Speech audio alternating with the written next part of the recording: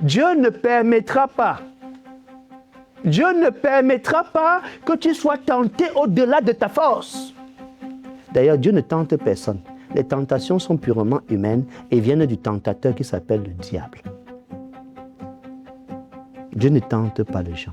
Dieu éprouve les gens. Fais la part des choses. Ne confonds pas tes tentations à des épreuves. Non, c'était une épreuve. J'ai vu, elle s'est déshabillée, je n'ai pas pu résister. J'étais donc sur une épreuve. Quelle épreuve tu étais? Aucune épreuve. Dieu ne fait pas ça. Dieu ne fait pas ça. C'est ta chair, c'est les hommes et c'est le tentateur qui tente les gens. Pourquoi tu veux te voler la face et te séduire? Pour une fois, confronte la vérité. Pour une fois, embrasse la croix pour ce qu'elle est. Cet outil puissant, expérimente au moins la puissance de la croix.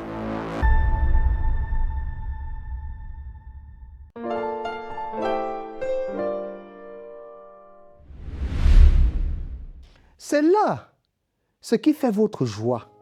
Quoique maintenant, puisqu'il le faut, vous soyez attristés pour un peu de temps, par diverses épreuves, afin que l'épreuve de votre foi, plus précieuse que l'or périssable, qui cependant est éprouvé par le feu, ait pour résultat la louange. L'apôtre te dit simplement, il y a une fin et une finalité à ton épreuve.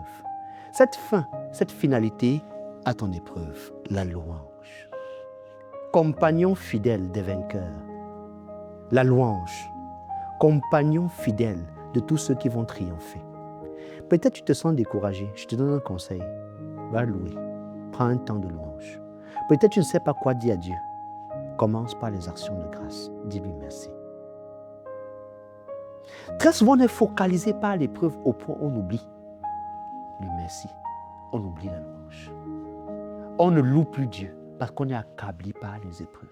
La douleur, la peine, la maladie, les problèmes financiers, les problèmes administratifs, les problèmes juridiques, les problèmes de relations. À un moment donné, il faut savoir ce qui se passe. C'est l'épreuve de ta foi du moment où tu n'as pas péché. Prends le temps d'avoir une retraite de louange. Pourquoi ne commencerais-tu pas dès à présent ce soir? Ou à cet instant, ce matin? Ou pendant que tu partiras ce week-end? Pourquoi ne prendrais-tu pas ta semaine pour prendre un moment d'ouvrir ton cahier d'action de grâce et le remplir? Ou simplement de louer, de chanter, ou de mettre la louange et d'être dans une atmosphère de louange? Pourquoi ne prendrais-tu pas le temps de compter les bienfaits de Dieu que d'être en train de rappeler ta peine, ta douleur et tout ce qui t'est arrivé de mal? Pourquoi? Voici ce que je vais passer à mon cœur, ce qui me donnera de l'espérance. Pourquoi voudrais-tu passer à ton cœur ce qui ne te donne plus de l'espérance? Pourquoi voudrais-tu t'accabler alors que tu es déjà accablé? Pourquoi? L'apôtre donc dit, ce doit être, oui, je vais lire ça, je vais relire, est pour résultat la louange. Si tu donc sors dans une épreuve et tu ne loues pas Dieu, à se demander si c'était une épreuve qui était vraiment l'épreuve de ta foi. Si tu sors dans une épreuve et que tu ne donnes pas la gloire et l'honneur à Dieu, on doit se demander, était-ce vraiment l'épreuve de ta foi ou l'épreuve de ta chair? Était-ce l'épreuve de ta foi? A-t-elle affermi ta foi? En fait, ce que l'apôtre est en train de dire, de manière simple en un mot. L'épreuve est là pour affermir ta foi. L'épreuve est là pour que tu loues ou tu ne louais plus. Que tu rendes grâce ou tu n'avais pas rendu grâce. Que tu célèbres ou tu n'avais jamais célébré. L'épreuve est là pour t'amener à des niveaux et des niveaux et des niveaux, des aspects, des domaines que tu n'avais pas soupçonnés et que tu n'avais même pas imaginé. L'épreuve de ta foi. Mais quand on considère l'épreuve de la foi, on ne pourrait ne pas aller lire dans le livre de 1 Corinthiens au chapitre 10, le verset 13. Nous sommes dans mon quotidien avec Christ. Je te suis, nous sommes dans mon quotidien avec Christ. Souvent on se demande pourquoi mon quotidien est si, pourquoi ma vie est si, pourquoi tout ceci m'arrive, pourquoi et les pourquoi et les pourquoi. C'est nécessaire. Du moment où tu n'as pas péché, et même si tu avais péché, c'est l'épreuve pour t'amener à la repentance. Et si tu n'as pas péché, c'est l'épreuve pour t'amener à louer Dieu. Donc dans tous les cas, nous voulons le proclamer, le dire avec certitude. Toute chose concourt au bien de ceux qui aiment Dieu. Dans chaque situation, au lieu de regarder la douleur, la difficulté, la peine, l'obstacle, regardez plutôt comment cela concourt à ton bien. Parce que la parole est vraie. Il y a ton bien dans ce qui t'arrive. Mais comment alors elle concourt à ton bien? Tellement focalisé sur la difficulté, sur l'obstacle, sur la peine, sur la douleur, sur la maladie, sur les mésententes, sur la frustration, sur les blessures intérieures. Tellement focalisé sur soi qu'on est devenu le centre d'intérêt, perdant de vue qu'il y a un bien dans ce qui nous arrive. Un trésor caché qui devrait nous conduire à la louange. À Dieu, donner la gloire. À Dieu, donner l'honneur. À Dieu. Donc dans 1 Corinthiens chapitre 10, nous voulons lire rapidement pour toi et avec toi le verset 13. Il y a une pépite intéressante là. Aucune tentation ne vous est survenue qui n'a été humaine. Et Dieu, qui est fidèle, ne permettra pas que vous soyez tentés au-delà de vos forces. Parfois, on interprète l'épreuve comme étant un moment de tentation. Mais Dieu, dans sa fidélité, ne permettra pas. Je dis bien ne permettra pas. Dis avec moi, Dieu ne permettra pas. Dieu ne permettra pas. Dieu ne permettra pas que tu sois tenté au-delà de ta force. D'ailleurs, Dieu ne tente personne. Les tentations sont purement humaines et viennent du tentateur qui s'appelle le diable. Dieu ne tente pas les gens. Dieu éprouve les gens. Fais la part des choses. Ne confonds pas tes tentations à des épreuves. Non, c'était une épreuve. J'ai vu, elle s'est déshabillée. Je n'ai pas pu résister. J'étais donc sur une épreuve. Quelle épreuve tu étais? Aucune épreuve. Dieu ne fait pas ça. Dieu ne fait pas ça. C'est ta chair, c'est les hommes. Et c'est le tentateur qui tente les gens. Dieu ne tente aucun homme. Dieu éprouve les hommes pour connaître ce qui est en eux, pour leur permettre de voir eux-mêmes ce qui est en eux, pour leur donner une valeur. Je ne dis pas que non, c'est que c'était l'épreuve. Vraiment, ma chair est faible. L'épreuve s'y me dépasse. Chaque fois, je tombe dessus. Tu ne tombes pas dessus. Chaque fois, tu te compromets, tu pèches. Tu as besoin de repentance. Point. Pourquoi tu veux te voler la face et te séduire? Pour une fois, confronte la vérité. Pour une fois, embrasse la croix pour ce qu'elle est. Cet outil puissant, expérimente au moins la puissance de la croix. Pourquoi te séduis-tu? Veux-tu édulcorer et être indulgent face à ce que tu appelles « c'est ma faiblesse ». Je n'y peux pas. Chaque fois, je tombe dessus. L'épreuve aussi. Quand est-ce que ça va finir? Ce n'est pas une épreuve. Je suis désolé de te dire la vérité. Mais je n'ai pas honte de te dire la vérité. Parce que nous n'avons de puissance que pour la vérité, pas contre la vérité.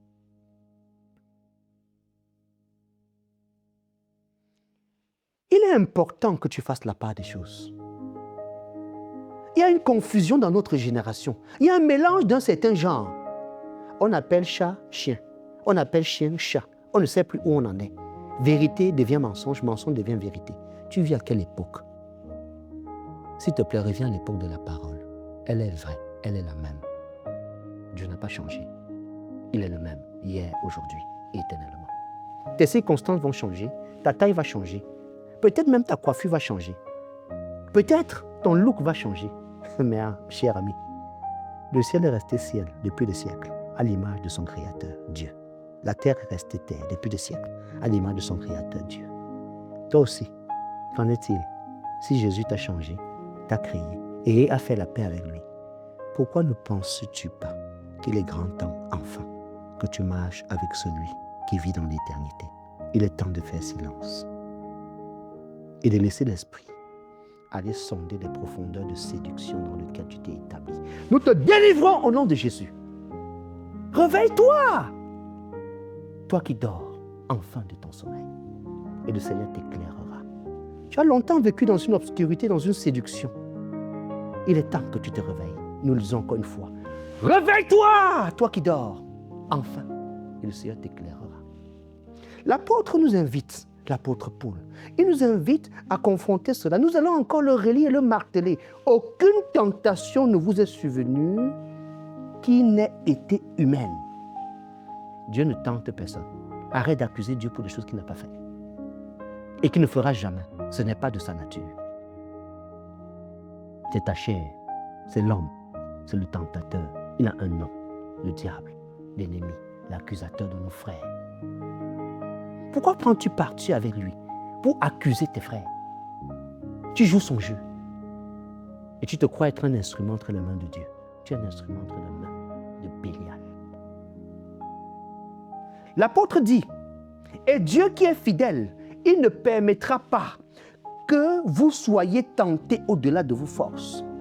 Quand tu succombes à la tentation, demande-toi où est Dieu pour ne pas permettre que tu ne succombes pas. Parce que tu ne peux pas être tenté au-delà de tes forces. Tu es tenté parce que le diable veut se lever contre toi. Peut-être il s'est même levé contre toi. Peut-être il est en train de t'exciter. Peut-être il veut te perdre. Rappelle-lui qu'il a été défait. La défaite de Satan. Il te parle de ton passé. Révèle-lui son avenir. Prophétise sur lui. Dis-lui, tu sais où tu vas finir en enfer, cher ami. Et sans moi. Moi, mon passé, Jésus m'a sauvé. Jésus m'a pardonné. Il a fait de moi une nouvelle créature. Je n'ai pas honte de ce que j'étais. Je suis fier de ce que je suis. Mon avenir est radieux. Jésus est fidèle et la vie est belle. Et sous son aile, je marche joyeux. Alors rien ne m'inquiète. Ma paix, elle est parfaite. Ma place est prête. Là-haut, dans les cieux. Et c'est ça qui fait ma joie. Et ma joie profonde. L'apôtre nous dit très clairement que Dieu est fidèle, il ne va pas permettre que tu sois tenté au-delà de tes forces. Mais avec la tentation, il préparera aussi le moyen d'en sortir afin que vous puissiez la supporter. Donc tu peux ne pas succomber à la tentation. Crois-tu que Jésus vivait sur une autre planète que la nôtre? Crois-tu qu'il n'y avait pas aussi des filles très belles, très jolies? Non, il y avait tout ça.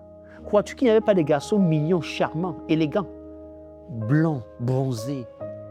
Oh, charismatiques, le charisme. Il y avait tout ça. Et rien de nouveau sous le soleil. Rien de nouveau sous le soleil. Mais la Bible dit, il a vécu sans le péché. Il a été tenté par le tentateur, mais il n'a pas succombé.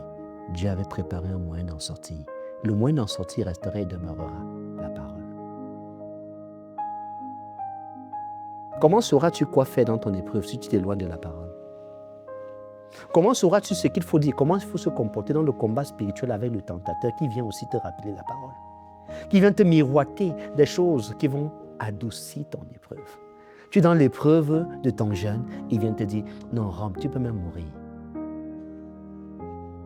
Pourquoi pour une fois ne mourrais-tu pas pour les choses que tu crois enfin, pour être un authentique? L'épreuve n'est pas la tentation. La tentation n'est pas l'épreuve. La tentation, elle est humaine. Elle est diabolique. L'épreuve, Dieu t'éprouve pour te donner une valeur. La tentation veut te faire chuter, veut te détruire, veut te réduire à rien, à néant, à zéro. La tentation est là, mais le Seigneur a préparé un moyen d'en sortir pour ceux qui respectent en lui, qui demeurent avec lui. Et il ne va pas permettre que tu sois tenté au-delà de ta force. Joseph aurait pu embrasser la femme de Potiphar, l'occasion rêvée, embrasser enfin la femme d'un haut fonctionnaire de l'État. Il a fait le choix de laisser ses vêtements et de fuir, parce que Dieu prépare toujours un moyen de s'en sortir. Dieu prépare un moyen de s'en sortir. Je me rappelle l'histoire de deux frères, un frère et une sœur, qui se sont retrouvés dans une mauvaise posture. Et je n'arrivais pas à comprendre. J'ai dit, mais mes frères, qu'est-ce qui s'est passé? Voilà l'histoire. La sœur a elle-même, de son porte-monnaie, de sa carte bleue, payé et réservé une chambre d'hôtel. Jusque-là, tu te dis, c'est pour aller chercher Dieu. J'ai demandé au frère, quand toi tu es allé dans cet hôtel, vous deux là, tu penserais qu'est-ce qui allait se passer au fait? Et il fallait voir, il semblait être comme, non, c'est la sœur qui s'est jetée sur moi. Mais ce n'est pas la sœur qui a conduit tes pieds à l'hôtel. Je l'ai regardé dans les yeux. Je lui ai dit, tu es un enfant de Satan.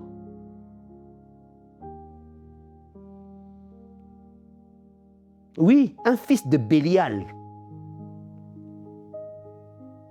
Un fils de Bélial. La sœur s'est jetée sur toi. Parce que c'est un camion qui s'est jeté sur toi. Qui a porté tes pieds pour amener là-bas? C'était la sœur qui t'a tiré comme un petit toupet, comme une brebis, comme une muette qu'on amène à la boucherie pour aller égorger. Et bien évidemment, après avoir assouvi sa sale besogne, il mettait l'accusation sur la sœur. Un prostitué et se disant serviteur de Dieu, fils du diable. Dieu ne tente personne. Dieu éprouve les hommes. Et ceux qui sont tentés, Dieu s'assure qu'ils ne sont pas tentés au-delà de leur force.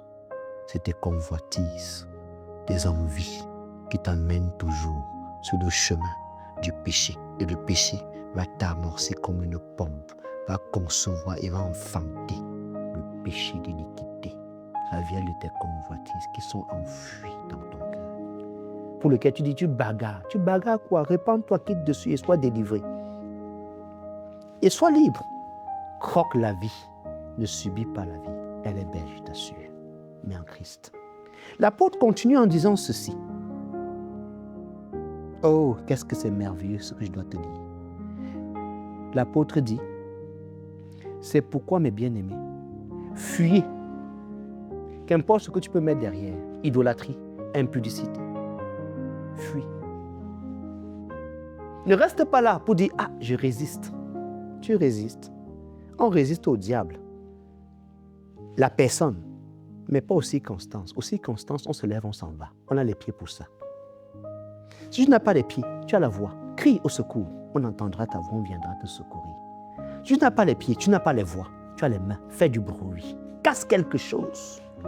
Les voisins même viendront et te sortiront dans une situation de mauvaise posture. Dieu a toujours prévu un moyen par lequel tu dois t'en sortir. Dans mon quotidien, nous voulons te donner ces clés. Arrête de ne pas utiliser tout ce que Dieu t'a donné. Dieu t'a donné les yeux pour voir et t'en sortir. Les oreilles pour entendre et t'en sortir.